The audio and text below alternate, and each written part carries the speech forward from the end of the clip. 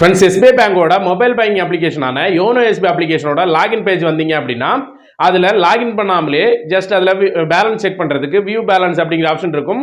அதை கிளிக் பண்ணிங்கன்னா உங்களோட ஃபிங்கர் பிரிண்ட்டை வச்சு நீங்கள் உங்களோட பேலன்ஸை பார்க்குற மாதிரி அதில் ஆப்ஷன் வந்து கொடுத்துருப்பாங்க. ஸோ இதில் நீங்கள் உங்களோட ஃபிங்கர் பிரிண்ட் வச்ச உடனே ரெண்டு ஆப்ஷன் வந்து காட்டும். புக் பேலன்ஸ், அவைலபிள் பேலன்ஸ் அப்படிங்கிற ரெண்டு ஆப்ஷன் வந்து காட்டும். ஸோ என்னோட வீடியோஸில் நிறைய பேர் கமெண்ட் செக்ஷனில் இந்த புக் பேலன்ஸ், அவைலபிள் பேலன்ஸ் அப்படிங்கிற இந்த ரெண்டுக்கும் என்ன வித்தியாசம் அப்படிங்கிறதுக்கு ஒரு வீடியோ போடுங்க அப்படின்னு கேட்டிருந்தீங்க. ஸோ ஒரு சில பேர் பார்த்தீங்கன்னா என்னோட அக்கௌண்ட்டில் வந்து 100 rupees இருந்துச்சு. இப்போ திடீர்னு பார்த்தா இந்த 100 rupees வந்து புக் பேலன்ஸில் இருக்குது, அவைலபிள் பேலன்ஸில் 0ன்னு காட்டுது. என்னோட அக்கௌண்ட்டில் எப்போவுமே பேலன்ஸ் பார்த்தீங்கன்னா 0ன்னு தான் காட்டுது. என்னால் அந்த அமௌண்ட் வந்து எடுக்க முடியல, ட்ரான்ஸ்ஃபர் பண்ண எதுவுமே முடியல அப்படின்னு சொல்லியிருந்தீங்க. ஸோ இந்த புக் பேலன்ஸ், அவைலபிள் பேலன்ஸ் ரெண்டுக்கும் என்ன வித்தியாசம்? ஸோ இந்த மாதிரி அவர் சொன்ன மாதிரி புக் பேலன்ஸில் அமௌண்ட் இருந்து அவைலபிள் பேலன்ஸில் அமௌண்ட் இல்லாமல் இருக்குது என்ன காரணம் அப்படிங்கிறத தெளிவாக அந்த வீடியோவில் நம்ம பார்க்க போகிறோம். ஸோ வீடியோ பார்க்குறதுக்கு முன்னாடி நம்ம ஸ்டார் ஆன்லைன் சேனல் எதிர்க்க சப்ஸ்கிரைப் பண்ணுங்க. அப்படியே பக்கத்தில் இருக்க பெல் பட்டனையும் கிளிக் பண்ணுங்க. அப்போ தான் நம்ம சுவாரஸ்யமான வீடியோஸ் உடனுக்குடன் நோட்டிஃபிகேஷன் வந்துகிட்டே இருக்கும்.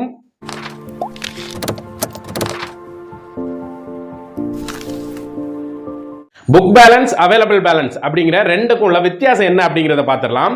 ஸோ கரெக்டாக உங்கள் அக்கௌண்ட்டில் எவ்வளவு அமௌண்ட் வந்து இப்போ பேலன்ஸ் இருக்குது அப்படின்னு பார்க்கணும்னா நீங்கள் புக் பேலன்ஸை தான் பார்க்கணும். புக் பேலன்ஸில் எவ்வளவு இருக்கோ அதுதான் உங்களோட அக்கௌண்ட்டோட பேலன்ஸ். அவைலபிள் பேலன்ஸ் அப்படின்னு காட்டுறது பார்த்தீங்கன்னா நீங்கள் இப்போ உங்கள் அக்கௌண்ட்டில் இருக்க அமௌண்ட்டை இப்போ அந்த அமௌண்ட்டில் எவ்வளோ வந்து ட்ரான்ஸ்ஃபர் பண்ணலாம், எவ்வளோ வந்து விட்ராவல் பண்ணலாமோ அந்த அமௌண்ட்டு தான் அவைலபிள் பேலன்ஸில் இருக்கும். ஸோ இப்போ இதில் என்ன டிஃபரன்ஸ் அப்படின்னு பார்த்தீங்கன்னா, எக்ஸாம்பிளுக்கு உங்களோட அக்கௌண்ட் வந்து ஹோல்ட் ஆகுது அப்படின்னா ஹோல்ட் ஆனதுக்கப்புறம் உங்கள் அக்கௌண்ட்டில் இருந்து எந்த டிரான்சாக்ஷன் பண்ண முடியாது, அந்த அக்கௌண்ட்டில் இருந்து எந்த மணி விட்ராவலும் வந்து பண்ண முடியாது. ஸோ இந்த மாதிரி டைமில் உங்கள் அக்கௌண்ட்டில் எவ்வளோ அமௌண்ட் இருந்துச்சோ அந்த அமௌண்ட் வந்து அப்படியே வந்து புக் பேலன்ஸில் மட்டும்தான் காட்டும், அவைலபிள் பேலன்ஸில் காட்டாது. ஏன்னா அந்த அமௌண்ட்டை உங்களால் ட்ரான்ஸ்ஃபர் பண்ணவோ எதுக்குமே முடியாது. ஸோ அதனால் அவைலபிள் பேலன்ஸில் எதுவுமே காட்டாது.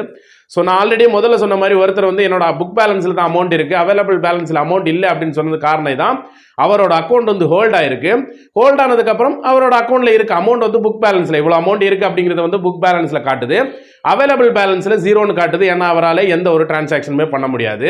ஸோ இது எதனால், அதாவது அக்கௌண்ட் ஏன் ஹோல்ட் ஆகுது அப்படிங்கிறத பார்த்தீங்கன்னா, இப்போ எக்ஸாம்பிளுக்கு நீங்கள் ஒரு லோன் எடுத்துருக்கலாம். லோன் வந்து மந்த்லி இஎம்ஐ பார்த்தீங்கன்னா ஒரு 5000 இருக்குது. உங்கள் அக்கௌண்ட்டில் இருந்து அந்த டேட்டில் டெபிட் ஆகக்கூடிய டேட்டில் 4000 rupees தான் இருக்குது அப்படின்னா உங்களோட அக்கௌண்ட்டில் இருந்து அந்த 5000 வந்து டெபிட் பண்ண அவங்களால முடியாது. ஸோ அதனால் உங்கள் அக்கௌண்ட் வந்து ஹோல்ட் பண்ணுவாங்க. ஹோல்ட் பண்ணாங்க அப்படின்னா இந்த ஏற்கனவே இருந்த பேலன்ஸ் 4000 வந்து புக் பேலன்ஸில் மட்டும்தான் காட்டும், அவைலபிள் பேலன்ஸில் காட்டாது. ஹோல்ட் பண்ணதுக்கப்புறம் உங்களோட அந்த அமௌண்ட்டை வந்து எடுக்க முடியாது. ஆனால் 4000 வந்து உங்கள் அக்கௌண்ட்டில் வந்து இருக்கும். ஸோ அதனால தான் அது வந்து புக் பேலன்ஸில் வந்து காட்டுது. ஸோ இது வந்து உங்களுக்கு வந்து லோன் எடுக்கிறதுக்கு மட்டும் கிடையாது. இப்போ எக்ஸாம்பிளுக்கு உங்களுக்கு ஏதாவது ஒரு சார்ஜஸ் போடுறாங்க அப்படின்னாலும் உங்களுக்கு இப்படி தான் வரும். எக்ஸாம்பிளுக்கு உங்களுக்கு வந்து ஏடிஎம் கார்டுக்கு ஆனுவல் மெயின்டெனன்ஸ் சார்ஜ் வந்து போடுவாங்க. அந்த சார்ஜில் பார்த்தீங்கன்னா நமக்கு இப்போ நார்மலாக கார்டுக்கெல்லாம் பார்த்தீங்கன்னா 236 rupees வந்து சார்ஜ் வரும். ஸோ இந்த சார்ஜ் அமௌண்ட்டில் நமக்கு 236 ரூபா வரதுல உங்கள் அக்கௌண்ட்டில் 100 rupees தான் இருக்குன்னு வச்சுக்கோங்க. 100 rupees தான் இருக்குது, அவங்க வந்து சார்ஜஸ் வந்து 236 ரூபா அப்படிங்கப்போ நமக்கு அவங்களுக்கு அந்த சார்ஜ் பிடிக்கக்கூடிய அமௌண்ட்டு நம்ம அக்கௌண்ட்டில் இல்லை. அப்படிங்கிற பட்சத்தில் நம்ம அக்கௌண்ட்டை வந்து ஹோல்ட் பண்ணுவாங்க. ஹோல்ட் பண்ணும்போது நம்ம அக்கௌண்ட்டில் இருக்க அந்த 100 rupees வந்து புக் பேலன்ஸில் மட்டும்தான் காட்டுமே தவிர மெயின் பேலன்ஸில் காட்டாத அந்த அமௌண்ட்டை நம்ம எடுக்க முடியாது. ஸோ இந்த மாதிரி தான் புக் பேலன்ஸ், அவைலபிள் பேலன்ஸ் வந்து ஒர்க் ஆகும். ஸோ இதை நம்ம எப்படி சரி பண்ணுறது? ஹோல்ட் பண்ணிட்டாங்க, அமௌண்ட் கம்மியாக இருக்குது, சார்ஜ் பிடிக்கிறதுக்கோ லோன் பிடிக்கிறதுக்கோ அமௌண்ட் கம்மியாக இருக்கனால ஹோல்ட் பண்ணிட்டாங்க. இதை நம்ம எப்படி சரி பண்ணுறது அப்படின்னு பார்த்தீங்கன்னா, ஸோ ஒன்றுமே இல்லை, நீங்கள் எவ்வளோ அமௌண்ட் இஎம்ஐ இருந்தால் இஎம்ஐ எவ்வளோ அமௌண்ட் பே பண்ணணுமோ அந்த அமௌண்ட்டை வந்து உங்கள் அக்கௌண்ட் வந்து கிரெடிட் பண்ணால் போதும். ஸோ இப்போ எக்ஸாம்பிளுக்கு நீங்கள் நான் சொன்ன மாதிரி உங்களோட ஏடிஎம் கார்டுக்கு ஆனுவல் மெயின்டெனன்ஸ் சார்ஜ் வந்து 236 ரூபா, உங்கள் அக்கௌண்ட்டில் 100 rupees தான் இருக்குது, 100 rupees புக் பேலன்ஸில் இருக்குது, ஹோல்டில் இருக்குது அப்படின்னா பேலன்ஸ் இருக்கிற 136 ரூபாய் நீங்கள் வந்து கிரெடிட் பண்ணணும். எக்ஸாம்பிளுக்கு நீங்கள் ஒரு 200 rupees வந்து கிரெடிட் பண்ணிட்டீங்க அப்படின்னா வந்து டோட்டலாக உங்களுக்கு ஏற்கனவே இருந்து 100 திரும்ப ஒரு 200 போட்டிங்கன்னா 300 rupees வந்து உங்கள் அக்கௌண்ட்டில் பேலன்ஸ் ஆயிரும். ஸோ பேலன்ஸ் ஆன உடனே பார்த்தீங்கன்னா அவைலபிள் பேலன்ஸில் உங்களுக்கு இந்த நீங்கள் போட்ட உடனே அந்த 236 ரூபா கரெக்டாக நமக்கு வந்த உடனே அதை பிடிச்சிருவாங்க. பிடிச்சி போக பேலன்ஸ், அதாவது பேலன்ஸ் இருக்க 64 ரூபா வந்து உங்கள் அக்கௌண்ட்டில் வந்து பேலன்ஸாக வந்து காட்டும். ஸோ அதாவது எவ்வளவு அமௌண்ட்டுக்காக நமக்கு ஹோல்ட் பண்ணியிருக்காங்களோ பண்ணுறாங்களோ அதை விட அதிகமாக நம்ம அக்கௌண்ட்டில் அமௌண்ட் போடும்போது அந்த அமௌண்ட் ஆட்டோமேட்டிக்காக பிடிச்சிருவாங்க. பிடிச்சதுக்கப்புறம் பேலன்ஸ் வந்து நார்மல் ஆயிரும்.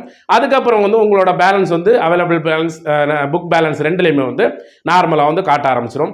ஸோ இதுதான் சிம்பிளாக சொல்லணும்னா, உங்கள் அக்கௌண்ட் ஹோல்ட் ஆயிடுச்சு அப்படின்னா வந்து உங்களோட அவைலபிள் பேலன்ஸில் 0வும் புக் பேலன்ஸில் இருக்க பேலன்ஸும் வந்து காட்டும். ஸோ இதை சரி பண்ணணும் அப்படின்னா எவ்வளவு அமௌண்ட் வந்து அவங்க சார்ஜஸோ இஎம்ஐ பிடிக்கணுமோ அந்த அமௌண்ட் உங்கள் அக்கௌண்ட்டில் கிரெடிட் பண்ணிட்டீங்கன்னா ஆட்டோமேட்டிக்காக உங்கள் அக்கௌண்ட்லேருந்து ஹோல்ட் அன்ஹோல்ட் ஆகி உங்களுக்கு அவைலபிள் பேலன்ஸில் வந்து பேலன்ஸ் வந்து வந்துடும். ஸோ இதுக்காக நீங்கள் பிரான்ச்சுக்கு போகணும், வேறு ஏதாவது பண்ணணும் அப்படிங்கிறது எதுவும் கிடையாது. ஸோ இந்த மாதிரி உங்களோட அக்கௌண்ட்டில் எவ்வளோ அமௌண்ட் வேணுமோ அந்த அமௌண்ட்டை மட்டும் வச்சுக்கிட்டா போதும்.